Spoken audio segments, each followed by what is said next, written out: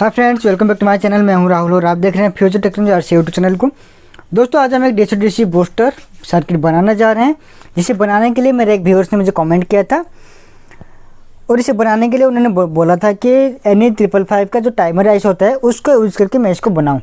ठीक है, तो उससे पहले हम समझ लेते हैं कि जो बूस्टर होता है कैसे काम करता है और कैसे हम इसके ज़रिए वोल्टेज को बढ़ा सकते हैं। ठीक है, तो दोस्तों आप इस वीडियो को शुरू से लेकर आखिर तक देखिए, क्योंकि इसके अंदर मैं बहुत सारे जानने वाला पॉइंट आपको बताने वाला हूं। और अगर आप इस चैनल पर नए हो तो हमारे चैनल को सब्सक्राइब करना मत भूलिएगा, और अगर वीडियो आपको अच्छा लगता है तो लाइक करना भी मत भूलिएगा। तो चलिए शुरू करते हैं। तो दोस्तों, यहाँ पर मेरे पास एक 3.7 वोल्ट का एक लियोन बैटरी, जिसको मैं 12 वोल्ट की या फिर उससे ज़्यादा को भी कन्वर्ट करने वाला हूँ। ठीक है, तो यहाँ पर मैं ले रहा हूँ एक इंडक्टर, क्योंकि जो बूस्ट कन्वर्टर होता है वो बिना इंडक्टर के काम नहीं करता है। ठीक है, तो ये इंडक्टर आपको स्टेपल सर्किट पर मिल जाएगा। तो इस इंडक्टर पर किसी एक पॉइंट पर मैं इस बैटरी का जो पॉजिटिव है उसको पहले कनेक्ट कर देता हूँ। तो यहाँ पर मैं आपको बता देता हूँ, ये टेस्टिंग के लिए है, फिर आगे मैं आपको वीडियो बताऊँगा। ये सिर्फ आपको बताने के लिए है कि ये सर्किट कैसे वर्क करता है। ठीक है दोस्तों, मैं ले रहा हूँ एक 1N4007 का एक डायोड, जो कि नॉर्मल डायोड होता है, जिसे हम सारे सर्किट पर यूज करते हैं। ठीक है, तो अभी इस डायोड का जो एनोड वाला पिन है उसको मैं कनेक्ट कर देता हूँ इस कॉइल के एक पॉइंट पर।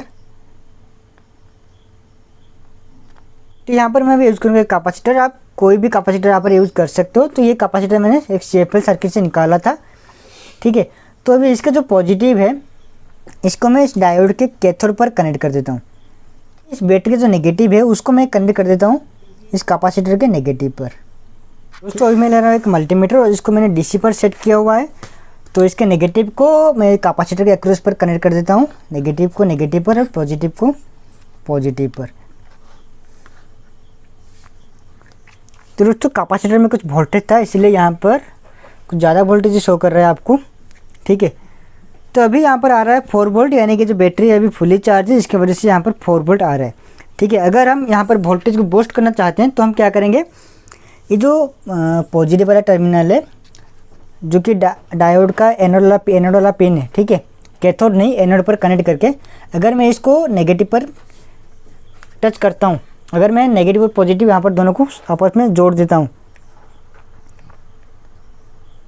तो आप देख सकते हैं यहाँ पर जो है वोल्टेज इंक्रीज हो रहा है। तो यहाँ पर क्या होता है कि मैं इन दोनों को, जो ये जो पिन है और ये जो पिन है, इन दोनों को मैं जब भी आपस में जोड़ता हूँ तब क्या होता है, ये जो इंडक्टर है ये एक मैग्नेटिक फील्ड क्रिएट करता है, हाई अमाउंट में एक मैग्नेटिक फील्ड क्रिएट करता है। ठीक है, और कुछ एनर्जी स्टोर करता है अपने के अंदर। और जब मैं इसको ओपन करता हूँ तो जो भी एनर्जी इकट्ठा कर लेता है उसको क्या करता है, ये आगे भेजता है। और आगे क्या होता है, कैपेसिटर वो इस एनर्जी को बढ़ा देता है। ठीक है, तो ये जो डायोड हमने लगाया है इसी के लिए लगाया है, अगर हम जो वोल्टेज यहाँ से यहाँ तक जाता है बूस्ट होने के लिए वो रिटर्न ना आए। अगर हम डायोड को यूज नहीं करेंगे तो यहाँ से ऊपर क्या होगा, जो वोल्टेज हम बूस्ट करने के लिए भेज रहे हैं वो बूस्ट नहीं होगा। ठीक है, तो यहाँ पर आप देख सकते हो, जैसे मैं इसको टच कर रहा हूँ तो यहाँ पर क्या हो रहा है, वोल्टेज जो है इंक्रीज हो रहा है। ठीक है, तो हमें कुछ ऐसा सर्किट बनाना होगा, ये हम जो बार बार यहाँ पर टच करें तो इसी तरह वो ऑटोमेटिकली हो। तो ऑटोमेटिक करने के लिए हमें चाहिए एक ट्रांजिस्टर, और उस ट्रांजिस्टर को ऑन ऑफ करवाने के लिए हमें चाहिए एक पल्स। ठीक है, वो कितने फ्रीक्वेंसी में ऑन ऑफ होगा, कितने फ्रीक्वेंसी में वार करेगा, वो फ्रीक्वेंसी हमें जनरेट करना होगा। तो उस फ्रीक्वेंसी को जनरेट करने के लिए हम यूज़ करेंगे NE555 का आइस। ठीक है, तो आई होप कि आपको इसका जो कंसेप्ट है ये समझ में आ गया होगा। तो चलिए अब पूरे सर्किट को हम बनाते हैं NE555 आइस को यूज करके। यूज कर रहा हूँ एक NE555 का एक आइस, जो कि एक टाइमर आइस होता है। ठीक है, तो इसको PC पर इंस्टॉल करने से पहले मैं यूज़ करूँगा एक आइस बेस।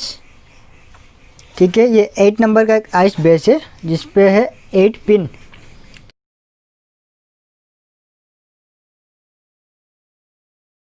इसका जो पिन नंबर 7 और 6 है उन दोनों को हमें आपस में जोड़ना होगा। तो ये इसका 8 नंबर पिन और ये इसका 7 और यह है इसका 6। तो इन दोनों को हम आपस में जोड़ देते हैं। दोस्तों, अभी हम जो 2 नंबर वाला पिन है उसको लेकर के 7 और 6 नंबर पर जोड़ देते हैं। अभी मैं एक पीस वायर ले रहा हूँ और इस वायर को मैं पिन नंबर 8 से कनेक्ट करते हुए पिन नंबर 4 पर कनेक्ट कर दूंगा, यानी कि पिन नंबर 8 और पिन नंबर 4 को हमें आपस में कनेक्ट करना है। तो अभी मैं ले रहा हूँ एक सेरामिक कैपेसिटर जो कि 104 का है, ठीक है। इसे मैं लेकर के इसका जो पिन नंबर 1 और पिन नंबर 2 है, इन दोनों को बीच में मैं कनेक्ट कर देता हूँ। और अभी मैं ले रहा हूँ एक प्रीसेट जो कि 10 किलो ओम्स का है, ठीक है। तो मैं पीसीबी पर इसको बना रहा हूँ, तो यहाँ पर मैं प्रीसेट ले रहा हूँ। अगर आप इसको पीसीबी से बाहर रखना चाहते हो तो यहाँ पर आप पोटेंशियोमीटर का भी यूज कर सकते हो जो कि 10 किलो ओम्स का होना चाहिए। यहाँ पर मैं प्रीसेट के किसी एक टर्मिनल को पिन नंबर 8 पर पहले कनेक्ट कर देता हूँ। और अभी एक पीस वायर लेकर के प्रीसेट का जो बीच वाला टर्मिनल होता है वहाँ पर से कनेक्ट करते हुए मैं कनेक्ट कर दूँगा पिन नंबर 2 पर। दोस्तों अभी मैं एक एलईडी ले रहा हूँ, एक 5 mm का एलईडी है, ठीक है, जो कि मैं यहाँ पर इसीलिए यूज़ कर रहा हूँ, इंडिकेटर की तरह वर्क करेगा। और इस एलईडी को प्रोटेक्शन देने के लिए मैं यहाँ पर एक 470 ओम का रेजिस्टेंस भी कनेक्ट कर रहा हूँ। और इस रेजिस्टेंस को मैं एलईडी के पॉजिटिव से कनेक्ट करते हुए पोटेंशियोमीटर का जो पिन हमने कनेक्ट किया था पिन नंबर 8 पर, वहाँ पर मैं कनेक्ट कर देता हूँ। दोस्तों अभी मैं लेता हूँ एक ट्रांजिस्टर जो कि यहाँ पर ऑन ऑफ करने का काम आएगा, ठीक है। तो ये है BC547 का एक NPN ट्रांजिस्टर है। और यहाँ पर आप 2N4 का एक ट्रांजिस्टर आप NPN का ले सकते हो या फिर BD139 का ले सकते हो, ठीक है। अगर आपके पास BC547 नहीं है तो आप कोई भी NPN ट्रांजिस्टर यहाँ पर यूज कर सकते हो, ठीक है। तो ये इसका एमिटर, ये इसका बेस और ये इसका कलेक्टर, ज़रा ध्यान से देखिए। तो अभी इस ट्रांजिस्टर को मैं इस पीसीबी पर पहले सेट कर देता हूँ। और दोस्तों अभी मैं ले रहा हूँ एक 470 ओम का एक रेजिस्टेंस, और इस रेजिस्टेंस को लेकर के ये जो बेस है ट्रांजिस्टर का उस वहाँ पर कनेक्ट करते हुए मैं इसको कनेक्ट कर देता हूँ ये जो आइस हमने लगाया है आइस के पिन नंबर 3 पर। दोस्तों अभी मैं एक पीस वायर ले रहा हूँ और इस वायर को ट्रांजिस्टर का जो एमीटर है वहाँ से कनेक्ट करते हुए मैं कनेक्ट कर देता हूँ इस सर्किट का जो नेगेटिव वाला टर्मिनल है वहाँ पर मैं इसको कनेक्ट कर देता हूँ। और अभी मैं ले रहा हूँ एक इंडक्टर, तो यह आपको आसानी से किसी भी एक शेफल सर्किट पर मिल जाएगा, ठीक है। इस इंडक्टर का एक टर्मिनल को मैं कनेक्ट कर देता हूँ ये जो ट्रांजिस्टर हमने कनेक्ट किया था ट्रांजिस्टर के कलेक्टर पिन पर। एक और वायर ले रहा हूँ और इसको इंडक्टर के दूसरे वाले टर्मिनल पर कनेक्ट करते हुए हमको कनेक्ट करना होगा सर्किट के जो पॉजिटिव वाला टर्मिनल है वहाँ पर, या फिर आप पिन नंबर 4 या फिर पिन नंबर 8 पर भी कनेक्ट कर सकते हो। दोस्तों अभी मैं डायोड ले रहा हूँ जो कि 1N4007 का एक डायोड है। तो अभी मैं इसको कनेक्ट कर देता हूँ। इसका जो एनोड वाला पिन है उसको मैं कनेक्ट करता हूँ ट्रांजिस्टर के कलेक्टर पिन पर, और इसका जो कैथोड वाला पिन है उसको मैं आउटपुट के लिए रखता हूँ जहाँ पर हमें कैपेसिटर को कनेक्ट करेंगे, ठीक है। दोस्तों मैं यहाँ पर एक कैपेसिटर यूज़ कर रहा हूँ जो कि 5.6 माइक्रोफैराड का और ये 250 वोल्ट का, ठीक है। तो यहाँ पर आप कोशिश कीजिएगा हाई वोल्टेज का कैपेसिटर यूज़ कीजिएगा क्योंकि जो सर्किट है इसके आउटपुट पर आपको हाई वोल्टेज मिलेगा, ठीक है दोस्तों। तो इसलिए मैं यहाँ पर 250 वोल्ट का कैपेसिटर यूज़ कर रहा हूँ और ये आपको आसानी से किसी भी इलेक्ट्रॉनिक सर्किट पर मिल जाएगा। अगर आपके पास 5.6 माइक्रोफैराड का कैपेसिटर नहीं है तो आप किसी भी तरह का कैपेसिटर यूज़ कर सकते हो, और ये ध्यान रखिएगा उसका जो वोल्टेज है वो ज़्यादा होना चाहिए, ठीक है। इस कैपेसिटर का जो पॉजिटिव है उसको मैं कनेक्ट कर देता हूँ इस डायोड के कैथोड वाला टर्मिनल पर, और इसका जो एनोड है उसको मैं कनेक्ट कर देता हूँ पावर सप्लाई के जो नेगेटिव वाला पिन है वहाँ पर। दोस्तों अभी मैं 2 पीस वायर ले रहा हूँ और इन दोनों वायर को इस सर्किट का जो पॉजिटिव है जो इनपुट वाला पिन है वहाँ पर मैं पॉजिटिव को कनेक्ट कर देता हूँ रेड को, और जो इसका नेगेटिव है वहाँ पर मैं इस ब्लैक को कनेक्ट कर देता हूँ। तो ये रहा कैपेसिटर के एक्रॉस पर हमें आउटपुट लेना है, तो कैपेसिटर के पॉजिटिव से हमें पॉजिटिव ले लेंगे और कैपेसिटर के नेगेटिव से हम नेगेटिव ले लेंगे। दोस्तों अभी मैं एक मल्टीमीटर ले रहा हूँ और इसको मैंने हाई वोल्टेज पर सेट किया हुआ है, ठीक है। तो इसके पॉजिटिव को इसके पॉजिटिव पर कनेक्ट कर देता हूँ, ये हमारा आउटपुट वाला साइड है, और इसके नेगेटिव को मैं इस ब्लैक वाले वायर पर कनेक्ट कर देता हूँ। तो यहाँ पर वही वोल्टेज 0 शो कर रहा है, ठीक है। तो अभी मैं एक लियोन बैटरी यूज़ कर रहा हूँ। तो पहले मैं आपको लियोन बैटरी का जो वोल्टेज है वो पहले टेस्ट करके आपको दिखा देता हूँ।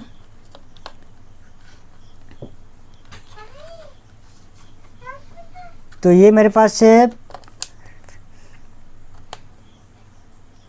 3.7 यानी कि 4 वोल्ट के आसपास, ठीक है। तो आप देख सकते हो इसका वोल्टेज कितना है। तो अभी मैं इसको आउटपुट पर कनेक्ट कर देता हूँ और अभी हम यहाँ पर लियोन बैटरी को कनेक्ट करते हैं।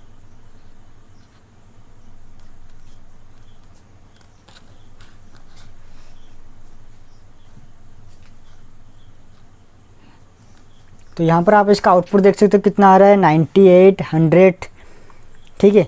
तो ये रहा इसका आउटपुट वोल्टेज जो कि 100 वोल्टेज आ रहा है। और यहाँ पर आप एडजस्ट करके इसके वोल्टेज को भी एडजस्टमेंट कर सकते हो। ठीक है दोस्तों।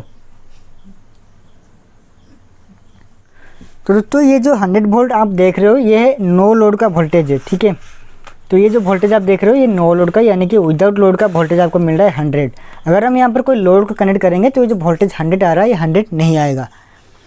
ठीक है, तो यहाँ पर मैं लोड को कनेक्ट कर देता हूँ।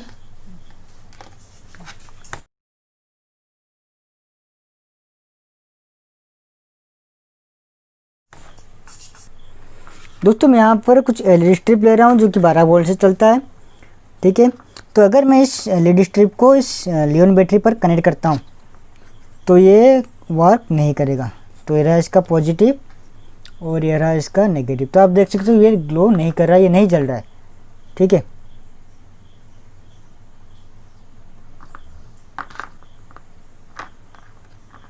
तो अगर मैं इसको यहाँ पर कनेक्ट करता हूँ, ये जो बूस्टर हमने बनाया है अगर मैं इसको यहाँ पर कनेक्ट कर देता हूँ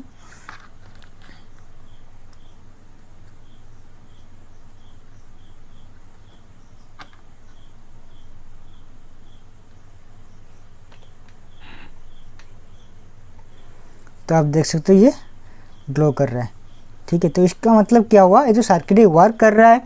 ठीक है, यानी कि 3.7 वोल्ट से लेकर के हमें हाई वोल्टेज आउटपुट दे रहा है जिसकी वजह से हम ये लाइट को जला सकते हैं। ठीक है दोस्तों, तो यहाँ पर एक बात मैं क्लियर कर देता हूँ, इसका जो आउटपुट होता है यहाँ पर हमें हाई करंट नहीं मिलता है, बस हम इसको यूज करके कुछ एलईडी का वर्क कर सकते हैं। ठीक है, जैसे कि मैंने ये एलईडी स्ट्रिप लगाया है। ठीक है दोस्तों, जो डीसी बूस्टर होता है यहाँ पर क्या होता है, इसके आउटपुट से एक फीडबैक जाता है इनपुट पर, यानी कि आउटपुट पर क्या लोड आ रहा है, कितना लोड आ रहा है, उसी के हिसाब से इसका जो आउटपुट वोल्टेज है वो मतलब कि कंटिन्यू होता है। ठीक है, वो कैसा होता है, अगर इसका लोड बढ़ता है तो उसके वजह से क्या होगा, फीडबैक सिग्नल जाएगा इनपुट पर, जिसके वजह से उसका जो पल्स है, जो सिग्नल है, फ्रिक्वेंसी है वो बढ़ जाएगा, जिसकी वजह से इसका जो आउटपुट है, आउटपुट का वोल्टेज जो है कांस्टेंट हो जाएगा। लेकिन यहाँ पर हमने NE555 का आईसी यूज किया है जहाँ पर हम कोई भी फीडबैक पाथ यूज नहीं कर सकते। ठीक है, जिसकी वजह से हम क्या करते हैं, यहाँ पर हम हाई लोड नहीं ले सकते हैं। ठीक है दोस्तों, यहाँ पर हम सिर्फ कुछ एलईडी का यूज कर सकते हैं। ठीक है, तो यहाँ पर मैंने क्लियर कर दिया है आप कौन सा लोड यहाँ पर यूज कर सकते हो। यहाँ पर आप कोई मोटर वगैरह भी यूज नहीं कर सकते हो, अगर यूज करोगे तो ज़्यादा स्पीड भी नहीं चलेगा। ठीक है, और इसका वोल्टेज भी आपने देख ही लिया है। ठीक है दोस्तों, तो दोस्तों जबकि आपको पता है इसमें से आउटपुट जो है बहुत ही हाई वोल्टेज आ रहा है, 100 वोल्ट आ रहा है, तो अगर हम यहाँ पर एक नियॉन टेस्टर यूज करते हैं तो क्या ये वर्क करेगा। तो देखिए यहाँ पर मैं एक नियॉन टेस्टर लेकर के इसको यहाँ पर टेस्ट करता हूँ। तो देखिए यहाँ पर एक ग्लो कर रहा है, मतलब कि इसका जो आउटपुट है ये हाई वोल्टेज आता है। अगर आप इसको टच करोगे तो आपको बस थोड़ा सा शॉक लगेगा, ज़्यादा नहीं, बस थोड़ा सा, जो कि आपको पता ही नहीं चलेगा। ठीक है दोस्तों, तो इसको टच मत कीजिएगा। और अगर आप लो वोल्टेज चाहते हो तो यहाँ पर थोड़ा सा एडजस्ट करके आप यहाँ पर एलईडी वगैरह का यूज़ कर सकते हो। ठीक है दोस्तों, तो अगर वीडियो आपको अच्छा लगा है तो लाइक कीजिए, अगर आपको अच्छा नहीं लगा है, इससे भी बेहतरीन सर्किट आप चाहते हो तो आप डिसलाइक कर सकते हो। और अगर आपको इसी तरह का कोई प्रोजेक्ट चाहिए तो आप मुझे कमेंट करके भी बोल सकते हो। ठीक है दोस्तों, बस आज के लिए बस इतना ही। अब फिर मिलते हैं नेक्स्ट वीडियो में एक नए प्रोजेक्ट के साथ।